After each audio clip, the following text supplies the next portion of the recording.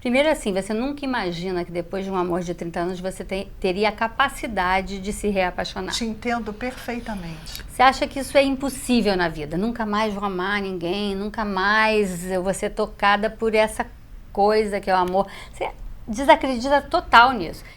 Se ele, em tese, foi o seu único homem, Não. ou... Não? Não, no meio do caminho... a gente teve essas experiências ótimo. Que a gente se Um permitiu, casamento aberto, ótimo. foram todos os tipos possíveis ao longo dos 30 anos. Conheço bem, eu também Fechado, depois aberto, depois conta, depois não conta, depois... Enfim, vários modelos, né? Mas sempre juntos. E até por isso eu achava que era imbatível, né? Assim, por quê? Se tem liberdade? Por quê? Se pode experimentar? Por quê? Se não existe essa necessidade da curiosidade fora? Então, isso para mim foi uma coisa que eu demorei muito para entender.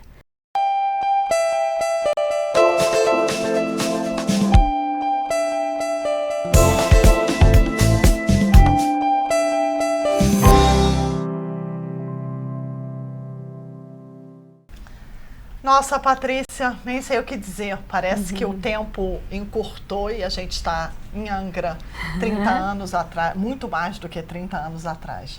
Mas que prazer ter você aqui. Obrigada. E como você está bonita. Obrigada. Bom, eu quero contar um pouco a sua história, porque eu acho que ela diz muito dessa mulher madura. 50 anos esse ano? 51 esse ano. 51 esse ano.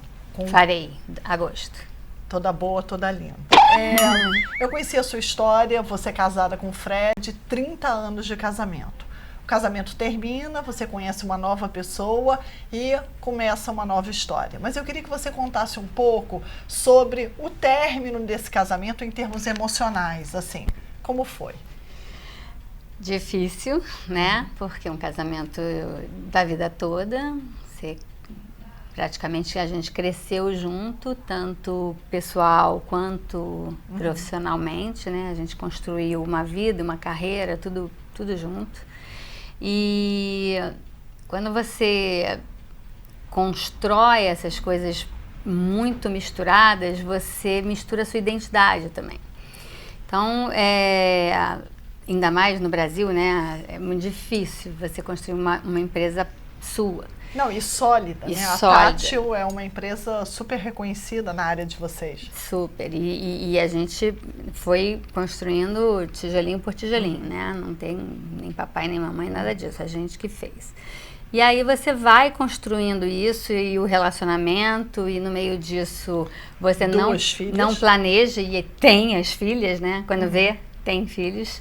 E de repente, enfim, a vida toma outros rumos e a gente precisa se renovar como pessoa, né? No fundo é isso, a gente precisa se reconectar com cada um consigo mesmo. Mas assim, eu acho que o interessante foi que você me contou que o seu marido precisou de uma espécie de um tempo, né, para tomar uma decisão sobre o término do casamento, e ele foi fazer um detox, né, uma espécie de uma busca espiritual para conseguir isso. O fato dele ter, enfim, demorado um pouco, você me falou 1 ano e meio, sei lá, nessa lenga-lenga, se sentiu desconfortável com isso?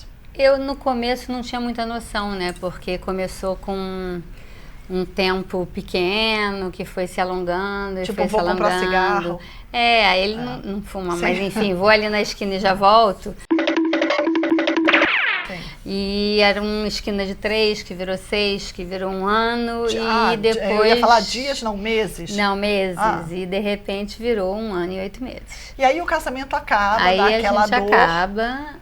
E você fica um tempo sozinha e recebe um convite para viajar e também fazer uma espécie de uma iluminação, enfim, pessoal, e vai para o Xingu. Conta um pouco esse convite, por que você foi para lá? Então, a minha irmã vem de uma família de indigenistas também, que são os Meirelles, minha irmã Adriana, minha irmã mais jovem. E Ela me convidou para ir numa expedição e alguns primos. Você já tinha ido numa coisa, oca, taba? Não, na verdade, assim, eu acho que tem uma coisa de destino, porque, segundo a minha mãe, eu já falava com índio quando eu era pequenininha. Sim, mas falar com o índio, não, assim? falava com um índio. Mas imaginário? Imaginário. E Nossa. aquela coisa que quando você fala com aquele amiguinho imaginário que você não sabe o que é. E aí a minha mãe uma vez me levou no Museu de Arte Moderna, na época estava rolando uma exposição e eu sabia o nome dos objetos, eu sabia tudo. E aí ela teve a certeza que aquele amiguinho era um índio. Porque eu falava, meu amiguinho e não sei o quê, e ela, né, não entendia muito bem. Anos depois, né, eu vou e recebo esse convite, mas é assim, vamos lá pro Xingu, vamos.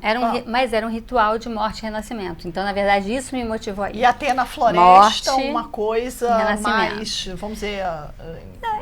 Para eles é um ritual de passagem mesmo. Quando acontecem mortes nas aldeias, eles ficam de luto 1 ano e aí tem um ritual que marca essa passagem do espírito. Literalmente para o outro plano. Tá, mas assim, fazer pergunta de burra.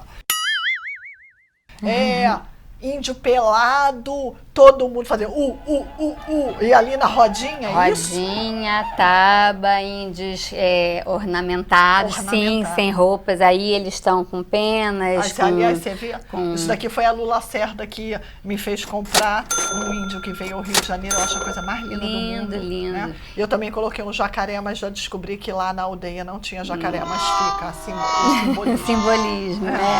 Não, mas eles, na verdade, a gente imagina que vai chegar na aldeia e todo mundo vai estar, digamos, com cocares e todo paramentado. E não é assim.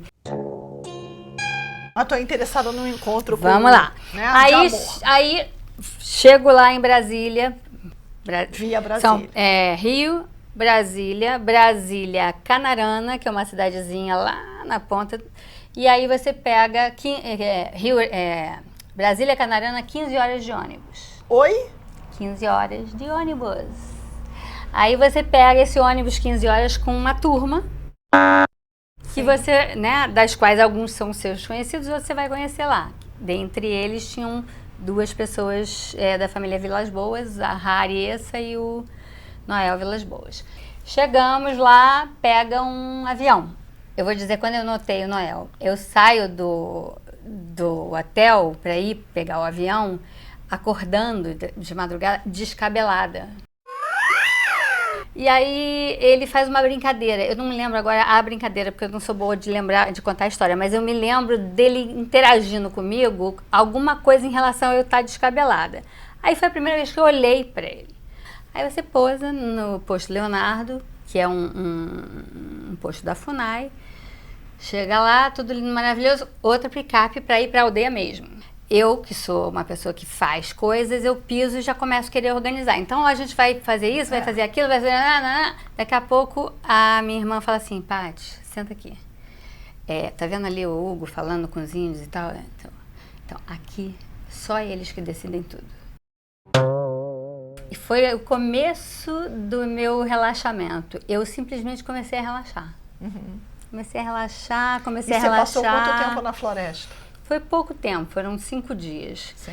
Mas foram 5 dias que pareceu um mês. E você me contou que depois que você, enfim, notou rapidamente, o Noel te notou e vice-versa, você lá começa a percebê-lo muito mais através de papos que vocês têm na floresta. Conta isso. Sim, porque aí quando a gente chega finalmente, se instala, visita todo mundo e ele some porque ele, né, vai para lá desde criança e vai falar com todo mundo que ele conhece e a gente vai dar um mergulho no rio e voltar, não sei o quê.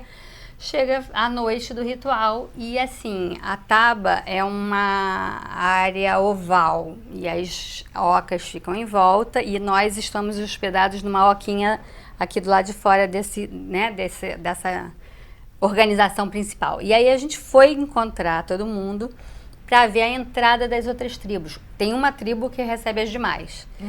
E aí A gente tem um lugarzinho onde ficam os troncos do Quarupi, que são representando os mortos, e as mulheres que ficam num ritual igual às nossas do norte, né? As carpideiras que choram os mortos.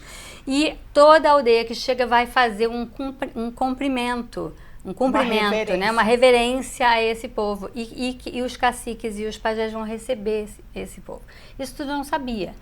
Eu cheguei nesse lugar e aconteceu um monte de coisa. Eu não sabia o que era. E aí eu grudei nele para perguntar. Claro, filho de Orlando Vilas Boas, você falou, esse aqui é a legenda free. Exatamente. Né? A pessoa está aqui para me ajudar. Aí comecei a perguntar, então, o que é isso, o que é aquilo, o que vai acontecer agora, né? Noite, assim, ó, abóboda preta, estrelas, estrelas, estrelas, estrelas. Vamos combinar que o cenário ajuda, né? Nossa, fica até arrepiada. E fogueira, e eles entram e dançam. E aí tem aquele chocalhinho no pé, então faz aquele...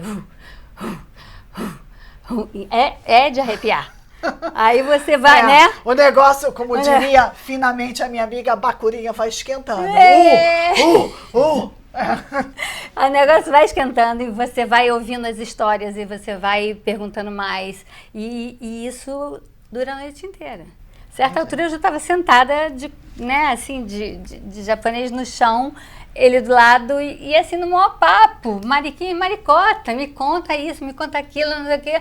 E a noite foi, e depois a gente foi dormir. E você falou que não rolou nada. Foi uma falação. E aí foi que você descobre, quando vocês saem da floresta, que o cara é paulista. Aí que eu descobri que o cara é de São Paulo. E você falou que ele era recém-separado, só tinha 2 anos de casamento, de relacionamento, e você com os tais 30, né, se desmamando desses 30 anos. E o que eu achei impressionante foi a velocidade da sua nova vida. E eu queria que você contasse isso, porque você com 2 filhas, né? Filhas daquele homem dos 30 anos de casamento, cariocas. Você muda de cidade, vai assumir a Tati uma outra área que não é a sua, casa com um cara e tenta ter um filho. Rapidamente conta isso pra gente. Eu não sei se... Eu acho que foi um mix de paixão com necessidade de mudança, aquela espera toda, eu acho que foi... Esgotante. Então, quando você se depara... Primeiro assim, você nunca imagina que depois de um amor de 30 anos você teria a capacidade de se reapaixonar. Te entendo perfeitamente. Você acha que isso é impossível na vida. Nunca mais vou amar ninguém, nunca mais eu vou ser tocada por essa coisa que é o amor. Você desacredita total nisso. E de repente você sente isso de novo. Então, só isso já é uma coisa assim arrebatadora. Você fica encantada com aquilo. Mas você não acha, estou usando a minha experiência pessoal, eu tive a mesma coisa e eu só dei um passo adiante porque eu senti fisicamente antes de raciocinar, porque eu sou muito cerebral. E outra coisa, eu tenho a sensação que eu me comi. Que foi uma trepada e uma transa comigo. Eu encontrei alguma coisa de mim naquela libido nova, naquele amor, naquele homem. Ele personificou um espelho. Ele tinha alguma coisa comigo, porque eu me deixei pelo caminho durante tantos anos. E na hora que você vê, passaram 50 anos. E aí você se redescobriu.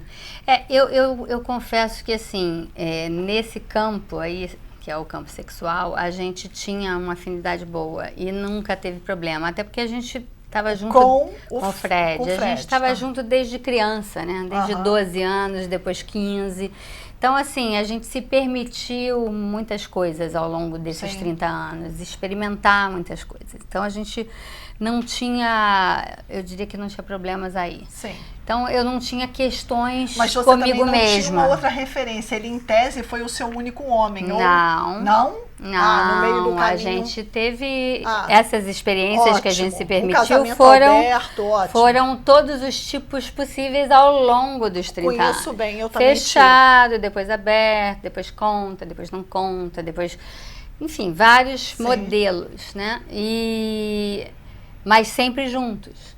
E até por isso eu achava que era imbatível, né? Assim, por quê se tem liberdade? Por que se pode experimentar, porque se não existe essa necessidade censura, da o tabu, curiosidade fora. Então, isso para mim foi uma coisa que eu demorei muito para entender.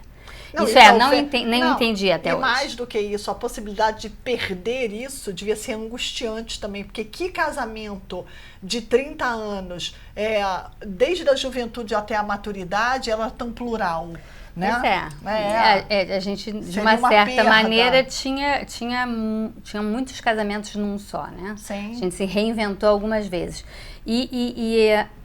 Inclusive, esse era um dos motivos que me deixou muito confusa, porque eu falava assim, mas qual é o motivo?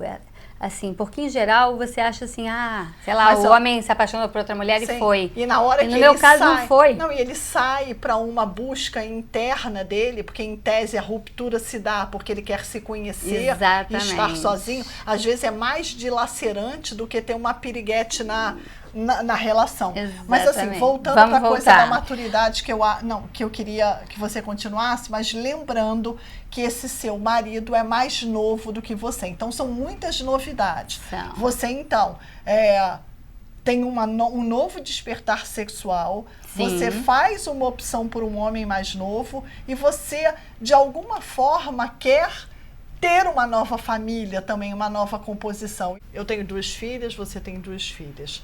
Essa coisa de não é preterir as filhas, mas não ter muito tempo, você achou que podia dar errado? Achei.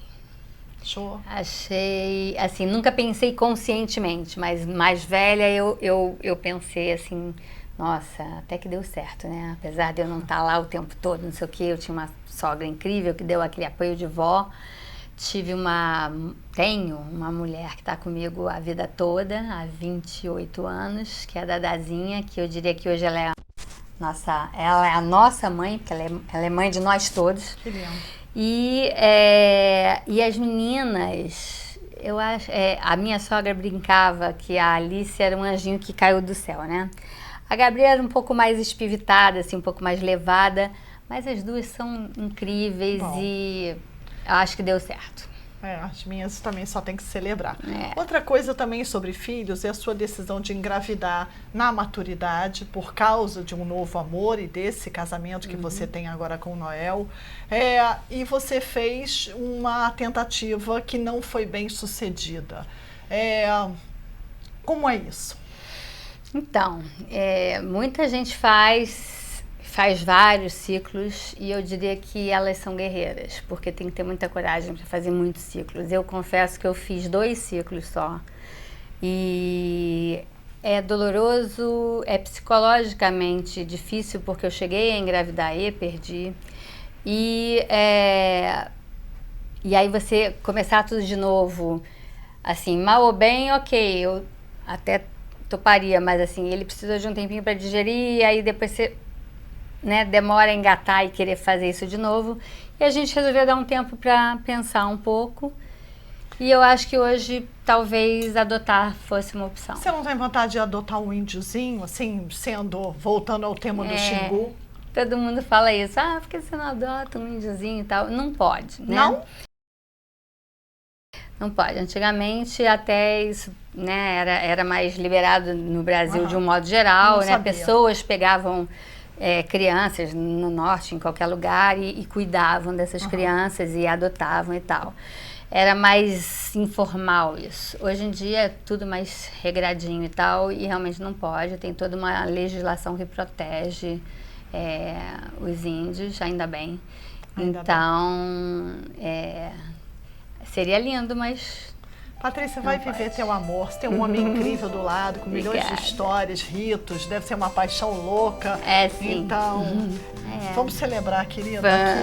Olha, muito obrigada pela sua entrevista. Obrigada a você, eu acho adorei. Que essas mulheres que refazem a vida com tanta verdade e ao mesmo tempo num caminho tão diferente, né, do desenhado, coragem. Obrigada. Bom, e se você curtiu essa entrevista e o canal Atitude 50, se inscreve, comenta, que eu comento de volta.